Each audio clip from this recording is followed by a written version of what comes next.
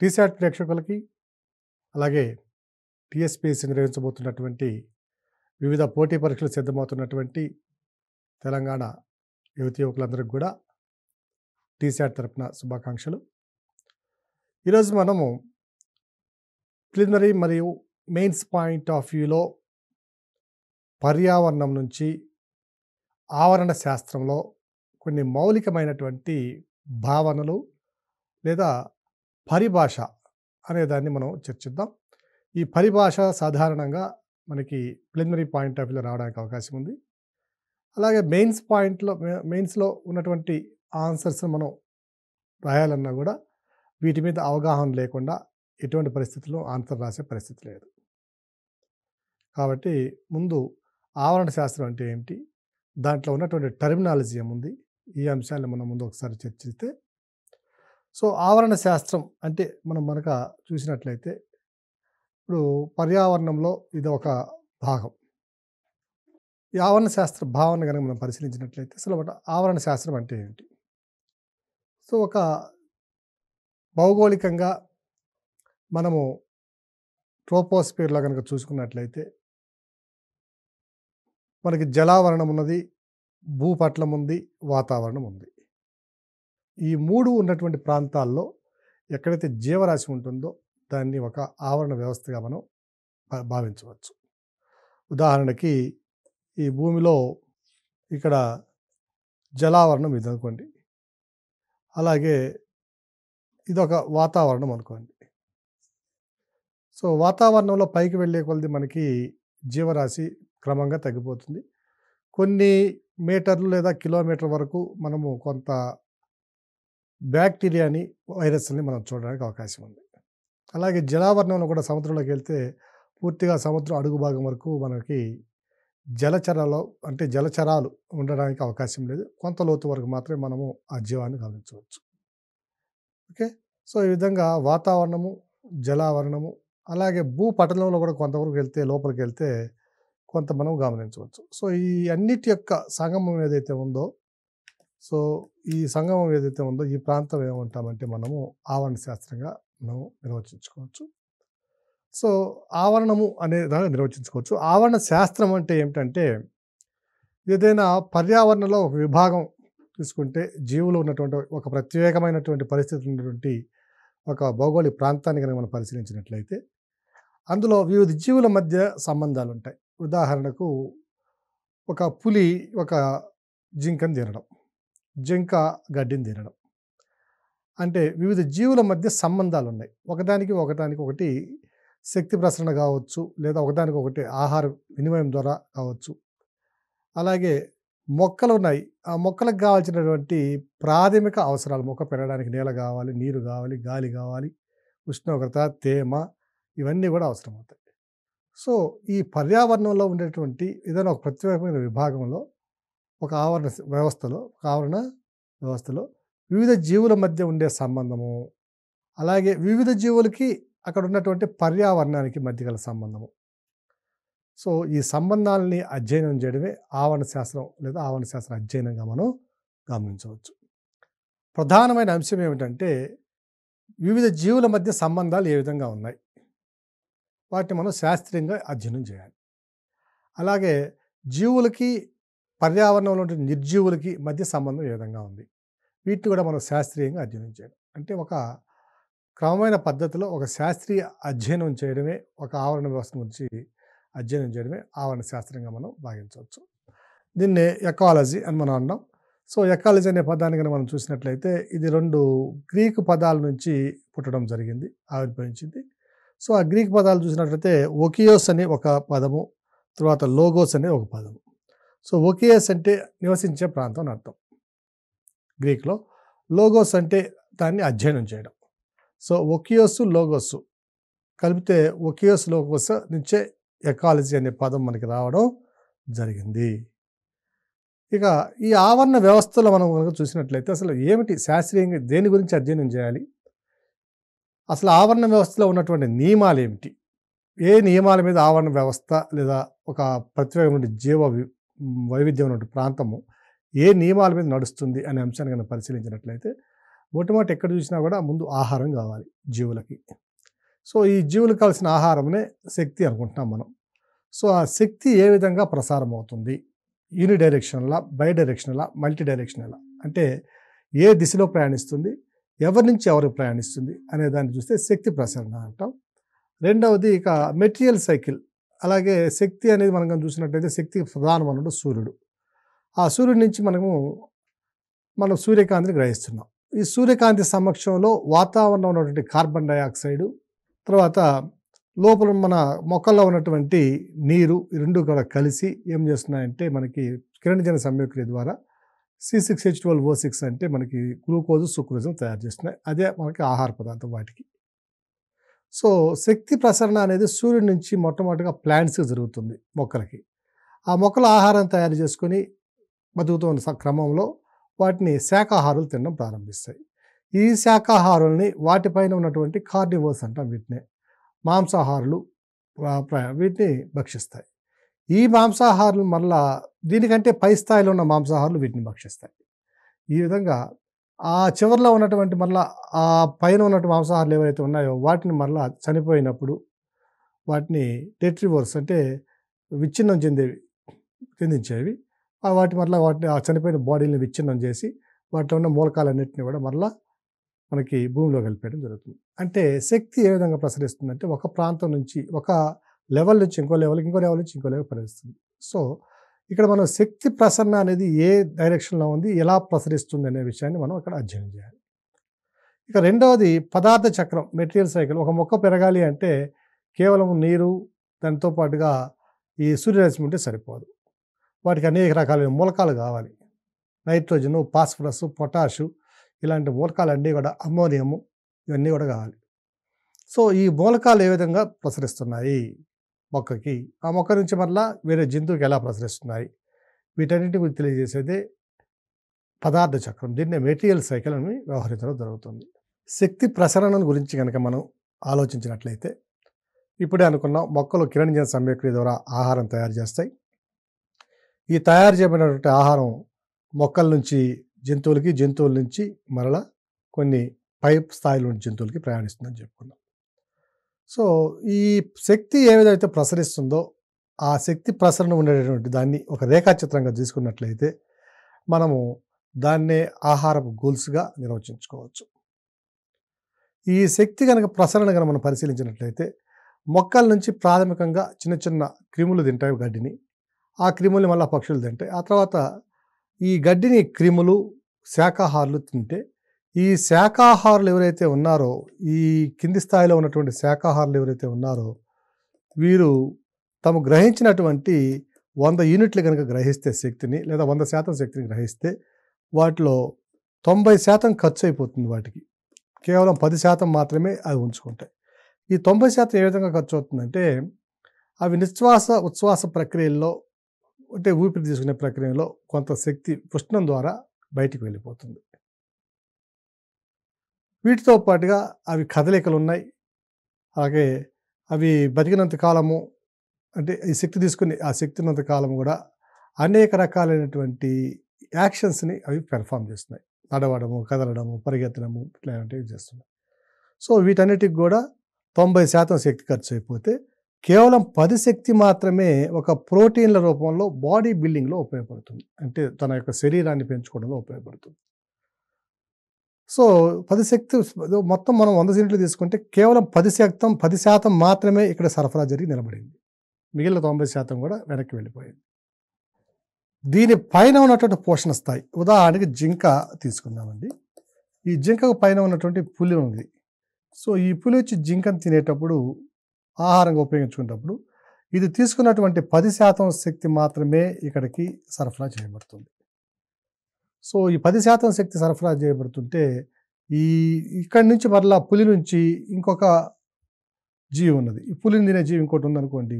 దీనికి కూడా మరలా ఇది తీసుకున్న శక్తి 10%లో మొత్తాన్ని మనం 100% అనుకుంటే ఈ 100%లో మరలా ఈ పై స్థాయికి వచ్చేసరికి 10% మాత్రమే శక్తి సరఫరా చేయబడుతుంది అని గుర్తించడం జరిగింది. సో, దీన్నే ఏమంటున్నామంటే లిండెమాన్ లా అని అంటున్నాం. సో, లిండెమాన్స్ లా అని అంటున్నాం. సో ఈయన ప్రతిపాదించిన సిద్ధాంతం కాబట్టి దీన్ని లిండెమాన్స్ లా అన్నాం.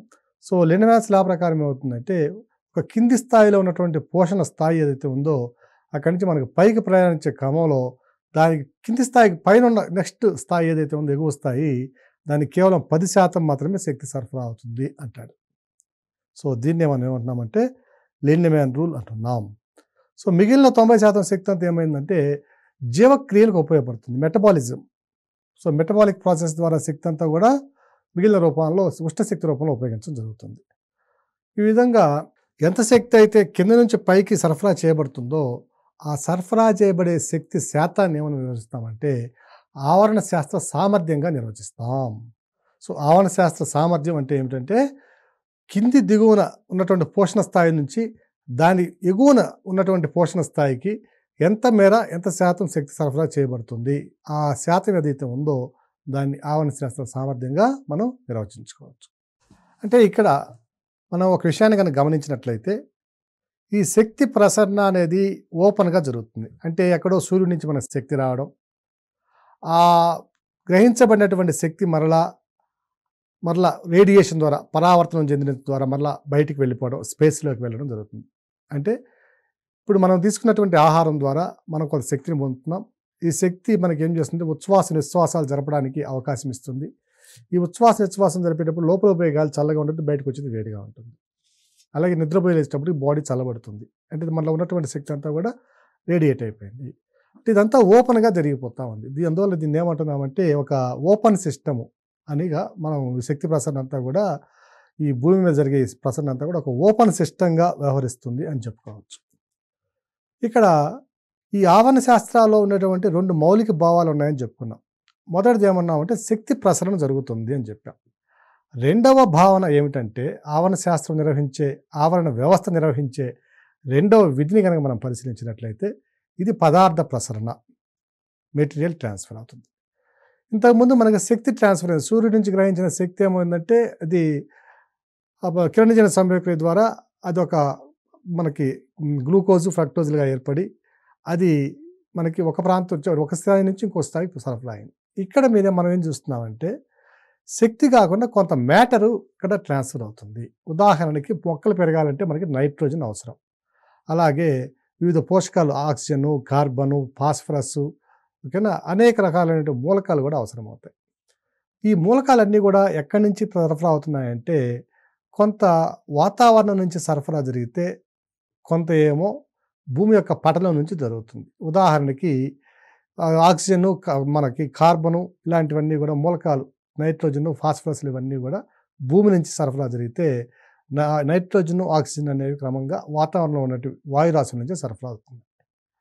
సో ఈ విధంగా పోషకాలు అనేవి ఒక నిర్జీవ వ్యవస్థ నుంచి జీవ వ్యవస్థకి, మళ్ళీ జీవ వ్యవస్థ నుంచి మళ్ళీ నిర్జీవ వ్యవస్థకి ఇలా క్రమంగా తిరుగుతూనే ఉన్నాయి. సో నిర్జీవ వ్యవస్థ నుంచి మూలకాలన్నీ తీసుకుని జీవులు అంటే మొక్కలు మొట్టమొదటిగా అవి తమ ఉనికిని కాపాడుకుంటే, ఇక చనిపోయిన తర్వాత వాటి నుంచి మళ్ళీ విడుదలైనటువంటి ఈ మూలకాలు మళ్ళీ భూపటలంలో కలిసిపోతూ ఉన్నాయి, వాయువుల్లో కలిసిపోతున్నాయి. సో ఈ విధంగా మనం చూసినట్లయితే ఈ మెటీరియల్స్ అనేవి ఒక పదార్థ రూపంలో జీవ వ్యవస్థ నుంచి నిర్జీవ వ్యవస్థకి, లేదా మొదట నిర్జీవ వ్యవస్థ నుంచి జీవ వ్యవస్థకి, తర్వాత జీవ వ్యవస్థ నుంచి మళ్ళీ నిర్జీవ వ్యవస్థకి సరఫరా, అంటే ఒక చక్రం లాగా తిరిగిపోతూ ఉంది. దీన్నే మెటీరియల్ సైకిల్ అని కూడా వ్యవహరిస్తాం. సో ఈ మెటీరియల్ సైకిల్ లేదా మెటీరియల్ ట్రాన్స్ఫర్ అనేది ఒక క్లోజ్డ్ సిస్టంగా వ్యవహరిస్తుంది. అంటే సూర్యుడి నుంచి వచ్చిన శక్తి ఏమో వచ్చి మళ్ళా పైకి వెళ్ళిపోయింది, ఓపెన్గా వచ్చింది, ఓపెన్గా వెళ్ళిపోయింది. ఇక్కడ ఈ మెటీరియల్ ట్రాన్స్ఫర్లో భూమి యొక్క పటలం నుంచి ఏదైతే మొక్కలు తీసుకున్నాయో, శక్తిని తీసుకున్నాయో, ఈ మొక్కలు తీసుకున్న శక్తి మరలా అవి మొక్కలు కుళ్ళిపోయినప్పుడైనా భూమిలో జరిపోతున్నాయి, లేదా మొక్క చనిపోయి లేకుండా, లేదా ఈ మొక్కని ఎవరైనా ఒక జీవి కనుక తిన్నట్లయితే ఆ జీవిలోకి వెళ్ళి మళ్ళీ ఆ జీవి చనిపోయినా మళ్ళీ కింద మళ్ళీ ఆ మూలకాలన్నీ కూడా భూమిలో కలిసిపోతున్నాయి. సో ఈ పదార్థ ప్రసరణ అనేది ఒక క్లోజ్డ్ సిస్టంగా వ్యవహరిస్తుంది. ఈ 2 పాయింట్స్ అభ్యర్థులు కాపాలని గుర్తుపెట్టుకోవాలి. ఈ క్రింది వాళ్ళలో ఏవి సరి అయినటువంటి స్టేట్మెంట్స్ అంటారు. సో మెటీరియల్ ట్రాన్స్ఫర్ కన్నా యాక్ట్స్ లైక్ ఏ క్లోజ్డ్ సిస్టమ్ అంటాడు. మెటీరియల్ ట్రాన్స్ఫర్ అనేది ఒక క్లోజ్డ్ సిస్టంగా వ్యవహరిస్తుంది అంటాడు, ఒక మూయబడినటువంటి సిస్టంగా. అది కరెక్ట్. అలాగే శక్తి ప్రసరణ అని చూసాం. శక్తి ప్రసరణ ఒక ఓపెన్ సిస్టమ్‌గా వ్యవహరిస్తుంది. ఈ 2 పాయింట్స్‌ని అందరూ తప్పనిసరిగా గుర్తుపెట్టుకోవాలి. అంటే ఈ క్లోజ్డ్ సిస్టమ్‌లో ఏమవుతుందంటే ఉపయోగించబడిన పదార్థాలు మరలా చనిపోయిన తర్వాత మళ్ళీ రీసైకిల్ చేయబడతాయి. ఓకేనా? అనేక భౌగోళిక రసాయన చర్యల్లో పాల్గొంటున్న ఈ పదార్థాలన్నీ గూడా. సో, భూమి నుంచి గ్రహించినటువంటి కార్బన్ గావచ్చు, ఆక్సిజన్ గావచ్చు, లేదా ఫాస్ఫరస్, నైట్రోజన్‌లు గావచ్చు. అంటే భూమి నుంచి అంటే మన వాతావరణం నుంచి గూడా. సో, ఈ గ్రహించబడినటువంటి మూలకాలన్నీ గూడా అనేక రసాయన చర్యలు పాల్గొని మరలా ఎప్పటికో అవి ఈ మరలా తన యొక్క పూర్వపు స్థితిని పొందుతున్నాయి. సో, ఈ విధంగా ఈ సైకిల్ జరుగుతుంది కాబట్టి బయో, జియో, కెమికల్ సైకిల్ అని నిర్వచిస్తారు దీన్ని అని వ్యవహరిస్తారు. సో, బయో అంటే జీవం ఉన్నది కాబట్టి బయో అన్నాం. ఇక జియో అంటే ఏమంటే ఆ భూమి యొక్క వాతావరణం నుంచి కానివ్వండి, లేదా భూమి యొక్క పటం నుంచి కానీ జరిగేటువంటి చర్య. ఇక బయో, జియో, కెమికల్ అంటే మనము ఆక్సిజన్, ఫాస్ఫరస్, నైట్రోజన్ ఇవన్నీ కూడా కెమికల్స్ రసాయన పదార్థాలు కాబట్టి సో, ఈ మూడింటి మధ్య అంటే పర్యావరణము, రసాయన పదార్థాలు, అలాగే జీవులు ఈ మూడింటి మధ్య జరిగే సైకిల్స్ కాబట్టి బయో, జియో, కెమికల్ సైకిల్స్గా మనం వీటిని వ్యవహరిస్తున్నాం. ఈ సైకిల్స్ ఏవైతే ఉన్నాయో ఆ సైకిల్స్లో ఒక పదార్థ ప్రసరణ లేదా శక్తి ప్రసరణ అనేది ఏ విధంగా జరుగుతూ ఉంది, లేదా ఒక స్థాయిలో ఉన్నటువంటి జనాభా ఎవరు, ఉదాహరణకి మొక్కలు ఉన్నాయి, ఎన్ని మొక్కలు ఉన్నాయి, ఆ మొక్కల మీద ఎన్ని జంతువులు ఆధారపడి ఉన్నాయి, ఆ జంతువుల మీద మరిన్ని జంతువులు ఆధారపడి ఉన్నాయి. ఈ విధంగా ఈ శక్తి ప్రసరణని లేదా పదార్థ ప్రసరణని కనుక మనం ఒక చిత్రపాణిలో ఒక రేఖా చిత్రంగా ఒక పిక్చర్ వేసుకొని కనుక చూస్తే ఇది ఒక పిరమిడ్ ఆకారంలో ఉంటుంది. దీన్ని ఆవరణ పిరమిడ్ అని అంటాం, ఎకలాజికల్ పిరమిడ్ అంటాం దీన్ని. ఉదాహరణకు మనం కనుక చూసినట్లయితే ఇక్కడ ప్రాథమిక స్థాయిలో ఉన్నటువంటి మొక్కలు ఇవన్నీ కూడా ఉత్పత్తిదారులు. సో, ఈ ఉత్పత్తిదారులు ఏం చేస్తున్నాయంటే ఒక 100% ఉష్ణాన్ని గ్రహించి అవి తమ ఆహారాన్ని తయారు చేసుకుంటున్నాయి. వాటి యొక్క విధులు ఏవైతే ఉన్నాయో ఆ విధులన్నిటికీ ఒక 90%లో 100%లో 90% ఖర్చు అయిపోయింది. సో, ఇక 10% ఆహారం వీటిలో నుంచి ఉంటుంది. ఓకే. ఇక వీటి మీద ఆధారపడినటువంటి క్రిములు కావచ్చు, లేదంటే ఏమైనా చిన్న చిన్న జంతువులు కావచ్చు, శాకాహారులు అండి ఇవి. సో, ఇవి ఏం చేస్తున్నాయంటే ఈ మొక్కల నుంచి ఉన్నటువంటి ఆహారం ఏదైతే ఉందో 10% అవి వాటిని గ్రహిస్తున్నాయి. సో, ఈ చిన్నవి. వీటి తర్వాత ఉన్నటువంటి శాకాహారుల మీద ఆధారపడిన మాంసాహారులు ఉన్నాయి. సో, ఈ మాంసాహారులు కూడా ఏం చేస్తున్నాయంటే వీటినన్నిటిని కూడా భక్షించి వాటిలో ఉన్నటువంటి 10% ఎనర్జీని గ్రహిస్తున్నాయి ఇవి. అంటే ఇవి గ్రహించేది 100% అనుకుంటే ఈ 100%లో మళ్ళీ 90% వీటికి ఖర్చు అయిపోయి కేవలం 10% మాత్రమే వీటి దగ్గర ఎనర్జీ ఉంటుంది. అసలు ఈ మాంసాహారుల్ని ఇంకొకటి సర్వభక్షకులు అన్నిటిని తినేవాడు కూడా ఉంటాడు. వీటి కనుక గ్రహిస్తే వీటి యొక్క మాంసాహారుల నుంచి తీసుకున్న శక్తి 100% అయితే అవి. సో, ఈ 100%లో కూడా 90% వాటి దగ్గర ఖర్చు అయ్యి కేవలం 10% మాత్రమే మనం ఇక్కడ గమనించడానికి అవకాశం ఉంది. సో, ఇక్కడ ఇది తీసుకుని దీని సర్వభక్షకులు అనేవి కనుక తీసుకున్న ఆహారం కనుక 100% అనుకుంటే, శక్తి 100% అనుకుంటే దీంట్లో మరలా కేవలం 10% మాత్రమే అవి నిలుపుకుంటాయి. మిగిలిన 90% ఏమవుతుందంటే వాటి యొక్క జీవక్రియలకి, మెటబాలిజంకి, మెటబాలిక్ ప్రాసెసెస్కి వీటన్నిటికి కూడా వినియోగించబడుతుంది. సో, ఈ విధంగా 100% ఉన్న శక్తి తర్వాత 10%, ఈ 10%ని మనం 100%గా భావిస్తే మరలా అందులో 10% దానిపైన ఉన్న పోషణ స్థాయికి. సో, ఈ విధంగా ఒక మెట్ల రూపంలో శక్తి ప్రసరణ కావచ్చు, పదార్థ ప్రసరణ కానీ జరగవచ్చు. ఇక్కడ మొక్కలు చూసినట్లయితే 1,00,000 మొక్కలు ఉన్నాయంటే ఆ 1,00,000 మొక్కల మీద ఆధారపడేటువంటి ఈ మన గేదెలు కానీ, పశువులు కానివ్వండి, అంటే శాకాహారులు వీటిని కనుక తీసుకున్నట్లయితే ఇవి కేవలం 10% మాత్రమే ఉంటాయి.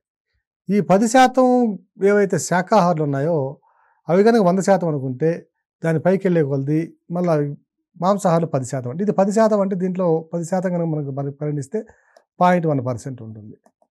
లేదా దీని తర్వాత స్థాయి పోతే ఈ 0.1లో మళ్ళీ 10% అంటే 0.01% ఉంటుంది.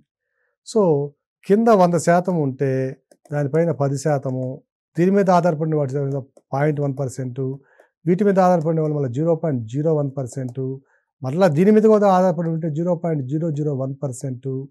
సో, ఈ విధంగా పైకి వెళ్ళే కొలది క్రమంగా విలువ అనేది తగ్గిపోతూ వస్తుంది. ఎలా తగ్గుతుందంటే ఒక పిరమిడ్ షేప్లో వస్తుంది. సో, అందువల్ల దీన్ని ఏమంటున్నామంటే ఆహార పిరమిడ్ లేదా ఆవరణ పిరమిడ్ అంటున్నాం. ఎకలాజికల్ పిరమిడ్ అని దీన్ని వ్యవహరిస్తున్నాం.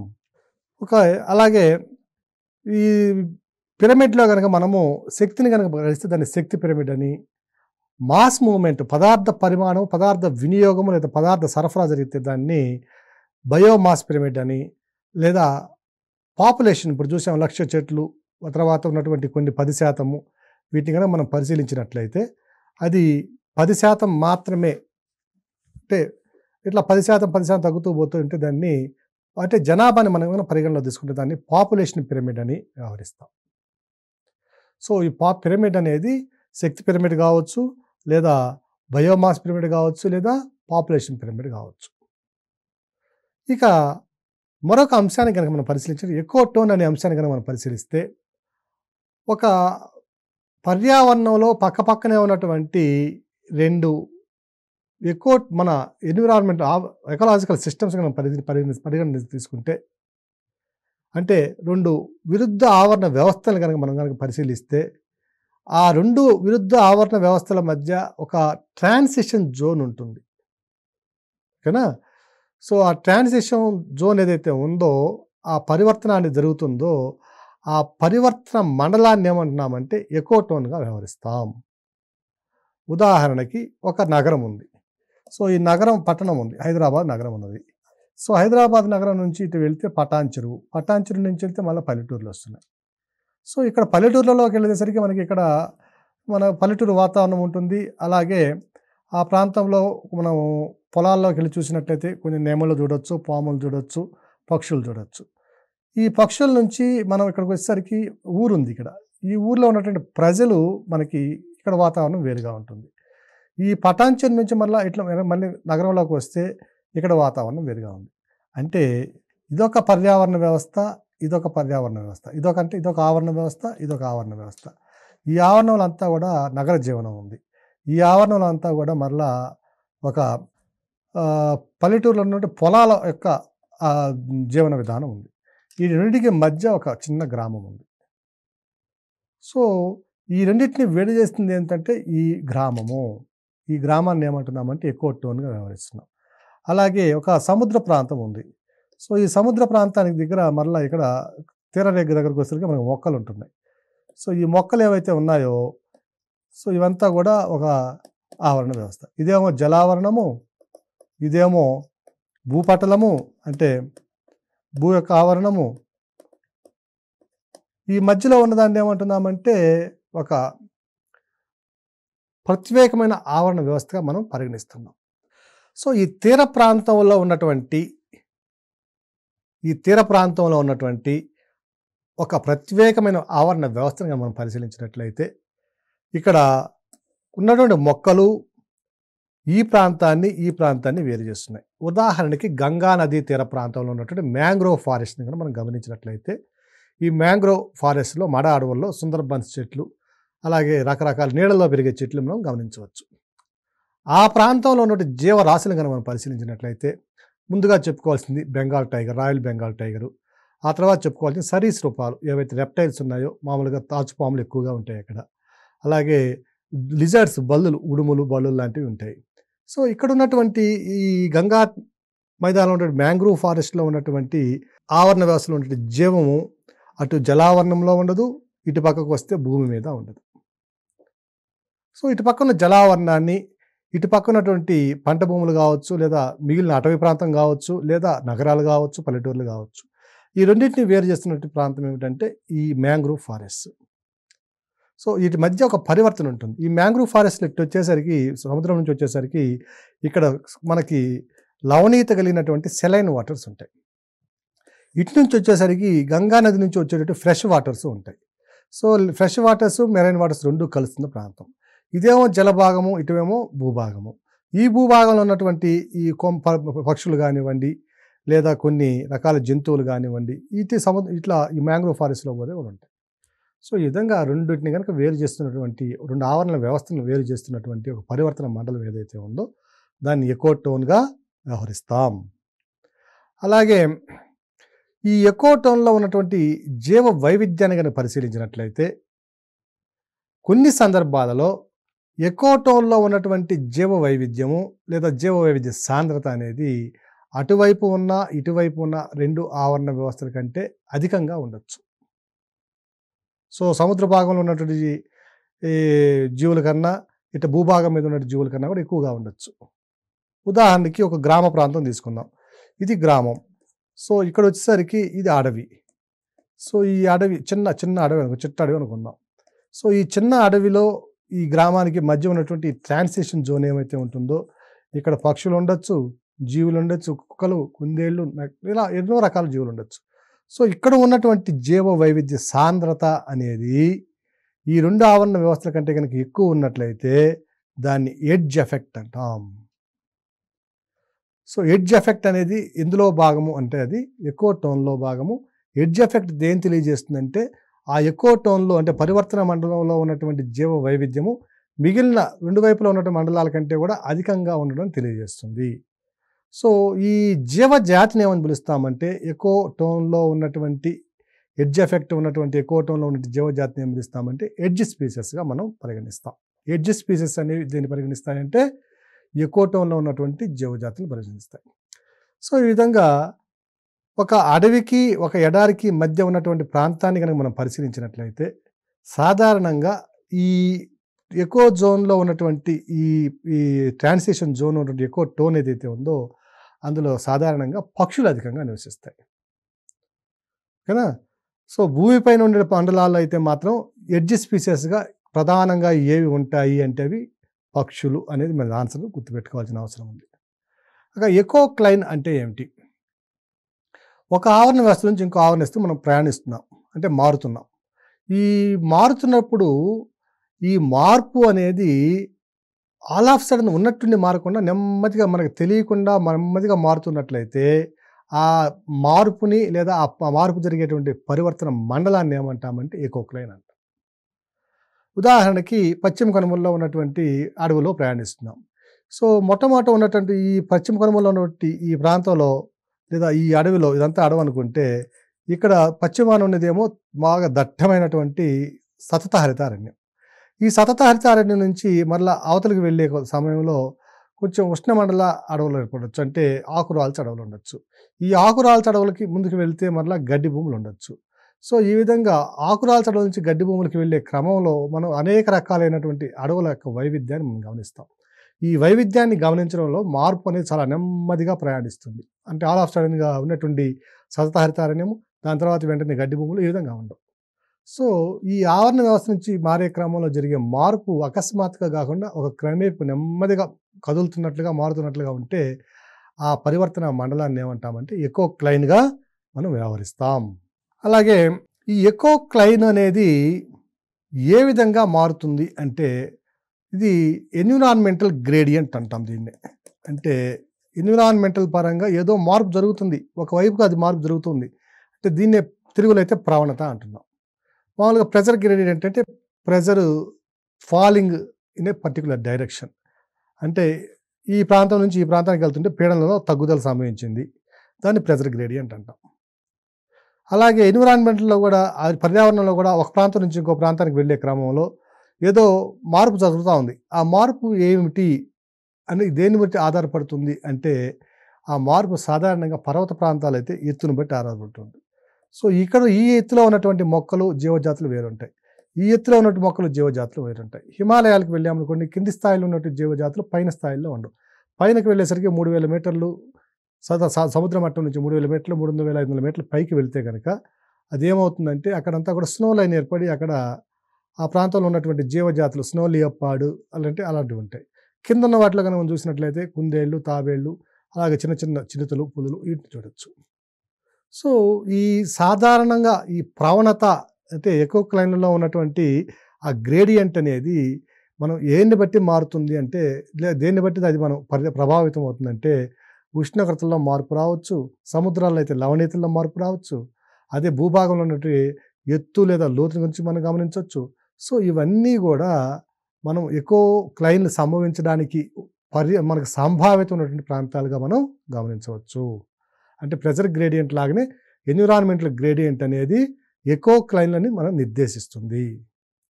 సో, ఇవన్నీ కూడా ఎకోక్లైన్లు దేన్ని బట్టి నిర్ణయిస్తామంటే ఎన్విరాన్మెంట్ గ్రేడియంట్ని బట్టి నిర్ణయిస్తాము. ఎకో క్లైన్ అంటే ఏమిటి? ఎకో టోన్ అంటే ఏమిటి? ఎకో నిశ్చయ్ అంటే ఏమిటి? ఇవన్నీ కూడా మనకి పర్యావరణంలో ఉన్నటువంటి పరిభాష. ఇవన్నీ కూడా మనకి ఫిలిమ్స్ పాయింట్ ఆఫ్ వ్యూలో రావడానికి అనేక సందర్భాల్లో వచ్చిన సందర్భాలు ఉన్నాయి. సివిల్స్‌లో కూడా అనేక సందర్భాల్లో ఈ ప్రశ్నలు అడగడం జరిగింది. సో, అభ్యర్థులందరూ కూడా ఈ పరిభాషను తప్పనిసరిగా నేర్చుకోవాల్సిన అవసరం ఉందని గమనించగలరు. ధన్యవాదాలు.